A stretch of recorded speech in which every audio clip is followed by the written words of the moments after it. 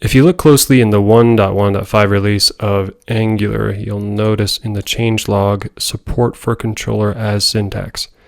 Now, it's a very minor short sentence right there, which can have actually a major impact on the way you think about Angular. So let's start working with the controller as syntax. It's worth noting that this is an experimental feature and it may be removed at later times, but I personally hope they keep it in. That's just my opinion. So if we add a controller, and we'll just say room controller as room, and then we'll set up a room controller. So app controller, room controller, and then we just say this open door is a function. And so we'll expose this to the HTML, and we'll say alert creek.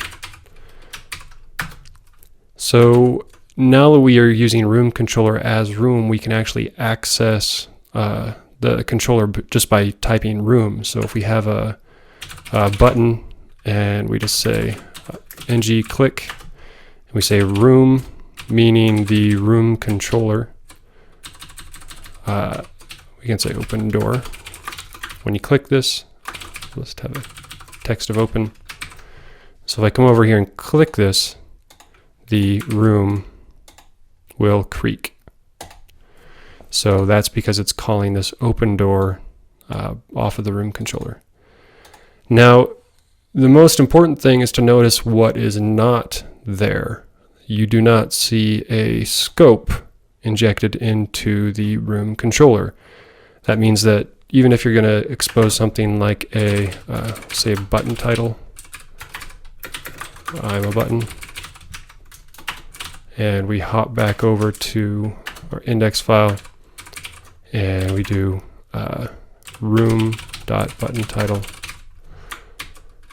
You can see that we updated a button title to I'm a button. And again, we've never used the scope to communicate that over to the HTML. So anything you would communicate to the HTML could potentially be put on the controller itself, which is which helps a lot with languages like CoffeeScript and TypeScript and ECMAScript 6, where you can define classes and expose functions and things like that, and use those as your controllers. So this syntax right here basically changes the entire way you think about providing things to the HTML. Now, the scope is still insanely useful, of course, for things like watchers and $apply and all the other things that scope manages, scope inheritance included. It's just that using this syntax as room, you're now accepting this paradigm where you're exposing things to HTML through the controller. Now, the other thing to mention is that this was achievable before. I think I even did a video, I'm 99% sure I did a video about it, where it was an alternative way of returning the controller, where you just say, you would inject the scope and you'd say room controller, or you'd say room equals this. And that's basically what it would look like. It's just that now this is kind of a built-in feature into Angular in version 1.15, which may stick around. The kind of the last benefit I want to mention is that as you start getting nested controllers, we'll kind of mock up an example here. We'll say ng controller, other controller as other. Let's capitalize that.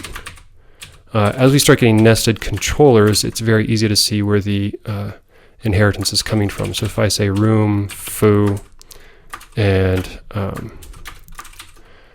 other foo, you know where foo is coming from, whether it's coming from the other or from the room.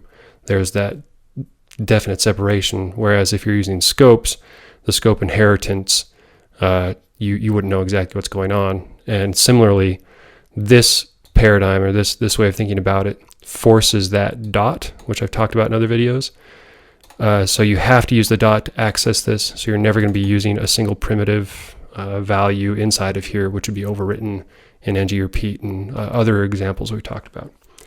Anyway, so that's what this controller as syntax is, and how it could potentially change the way you interact between Angular and your HTML. Definitely give the Angular team feedback through whatever venue you can contact them through, whether mailing lists or meetups or Twitter or whatever. I think it's a very promising change. But if you run into issues, definitely let them know.